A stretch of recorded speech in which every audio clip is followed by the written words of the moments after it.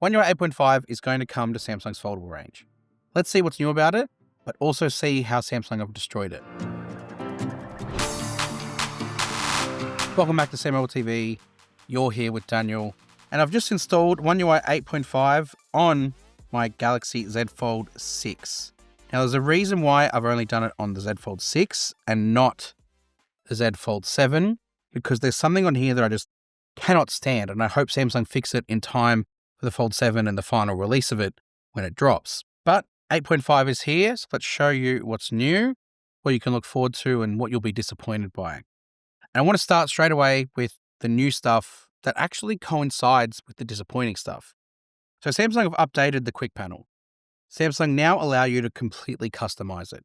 Got countless videos already live on the channel talking about it, but to show you briefly what it is, I hit this edit icon here, and I'm able to sort of customize the size of toggles, have things be vertical if I want to, and move things around. So let's say I want this modes to go here, which I actually don't because I don't want the modes to toggle at all. I can remove it. But the smart view, I definitely will want that. And the smart things, I definitely will want that. And then I can sort of move things and give myself space to add different things into different places.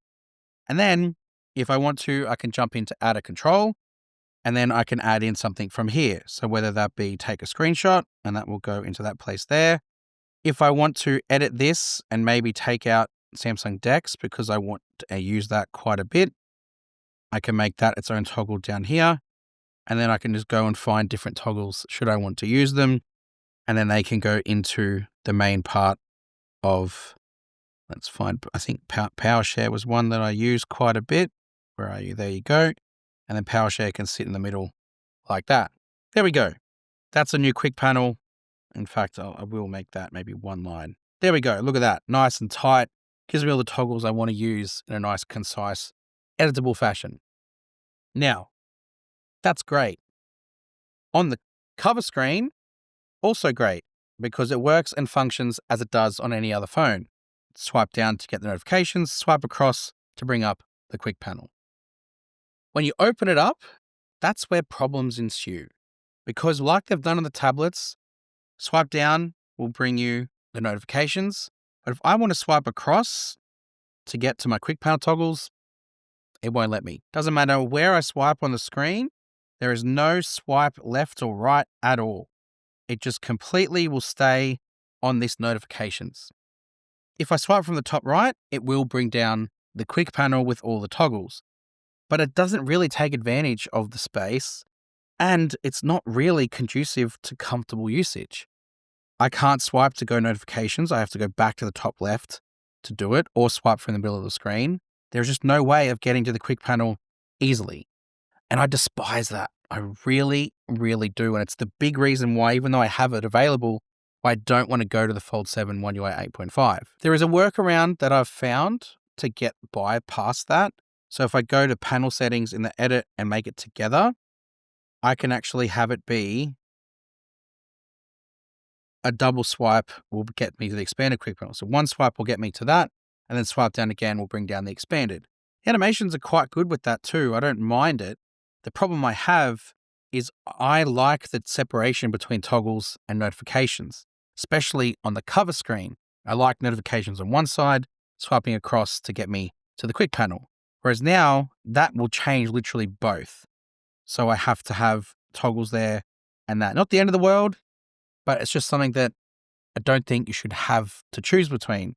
I think Samsung should fix it. Then you've got some sort of UI changes where it sort of changes how the look and feel of it is. First one being settings, where you can see they've got search icons down the bottom. They've kind of got a gradient blur now, top and bottom, instead of just sharply cutting it off, which I think was a bit disappointing the way it worked before. Samsung seemed to have put a bit more effort into the animations and the fluidity and the visuals here to make it look a little bit more flowy. It's like gradiently, naturally blurring between one thing and the other. Much nicer. Within that too, they've changed some of the UI with some of the settings menus. Like if I go into device care, it's sort of changed, and I've showed this off 1,000 times already. But obviously if you haven't got the other phones and you haven't taken notice, this will be your first time seeing it. And then battery's also got that same sort of UI change where it's a little bit more easier to sort of look at things, and I like that. And then when you open it up on the inside, there's some foldable specific ones too. The main one being the taskbar. When you go into Samsung apps with the taskbar, it no longer is just a block. It now actually has like a gradient background, similar to the way the settings worked. So if I show it to you here on One UI 8, let's say I open the gallery, it sharply cuts it off, right? Whereas now, scrolling through, it just overlays over the top.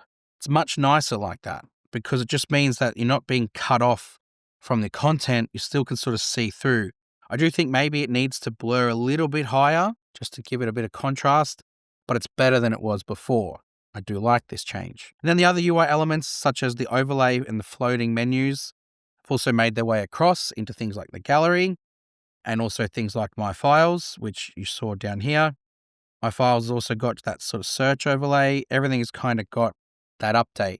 The inner display maintains the foldable sort of layout with the menu on the side and then the content on the right.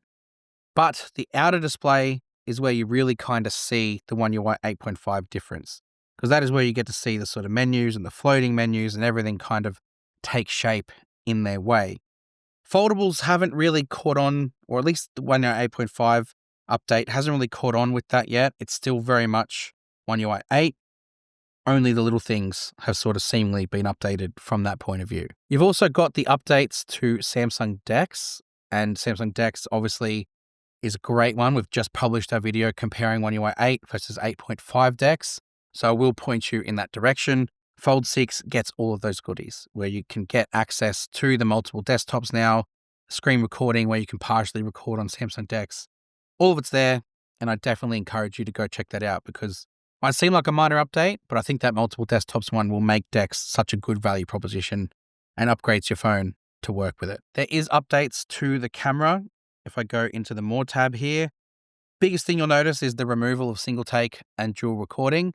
Samsung have addressed this via Camera Assistant, and I've got that to show you here on my S25 Ultra.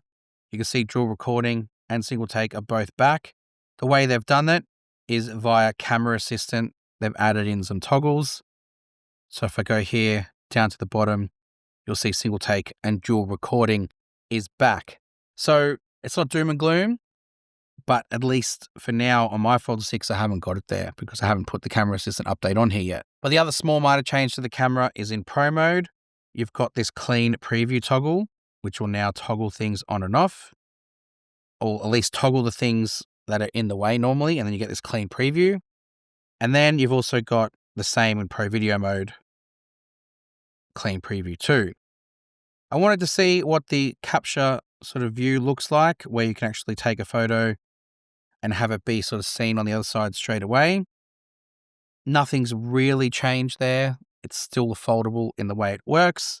You still get all the same menus. Only thing updated is the visuals, like the floating menus and stuff like that. Then there's Galaxy AI.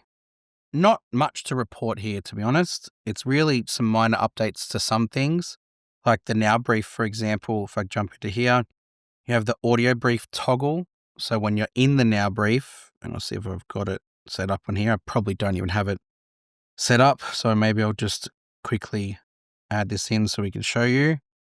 Yep. This little toggle here, you can turn that on or off with that toggle that I just showed you. So if I go back into here, you'll see the audio brief. I can turn that off, go into the morning brief, and then that toggle's not there anymore. The other one is to do with the gallery and how you can remove things with Galaxy AI. Seems like we've updated that process. So if I go into the Galaxy AI toggle, the whole UI has been updated. So I've got the AI eraser, I've got the move toggle, and I've got the create toggle, all which kind of looked different before. Now they've kind of created this nice new visual. And it's much easier to remove things. I can tap on that popper in the background and it just literally knows to remove it. I don't have to have the extra step of pressing that plus another toggle. It's just there. And then I hit erase. That will remove that from the equation. And what's great now with how this works is it's multi-stepped. So instead of having to go back and start the whole thing again, I can go and keep editing. So I'll hit the keep editing button and then it's given me a history. So I can go back and maybe delete the controller from the desk and then add in I want to delete the whole controller. Thank you very much. Maybe delete the phone on the wireless charger and the wireless charger too, and then hit erase. And then that will erase that. But what it will do is in the history, it'll actually keep and store what was deleted before, so I can go back to a previous version as opposed to keep having to go back to the start every single time. So I hit keep editing again. And then if I hit this on the top here, you can see the difference in the versions that I've got. And if I want to go back to a previous one, it's stored that and restores things, but keeps the popper deleted. Nice. This also has the new functions like storage sharing. So if I want to storage share with my S25 Ultra, I can drop that in, hit the toggle, and then I've got a pop up here, allow access. So if I hit allow, this now means that I can open the S25 Ultra storage on my Fold 6, which is cool because this means I can go through and scroll through here and access any files that are on my phone wirelessly. And this will work with phones, tablets, Galaxy Books, which is a great feature. And I think it even works with monitors too. Neat. And there was a small update that I really appreciated with the lock screen. So customizing lock screen is something that I really enjoy doing because it just shows off your personality, especially on phones that I use. I don't really use this one. It just kind of sits around. So if I want to pick a wallpaper here, so if I go into my gallery, got one from the kids from the holiday that we just went on. Now, what I really like about One UI 8.5 with the lock screen is I can create sort of like a gradient. So it'll pick up on the background color. And if I swipe all the way down on it, it actually will extend that color all the way up to the top. That'll leave room for the clock to sort of sit in there, which I really appreciate and really like that variation of it.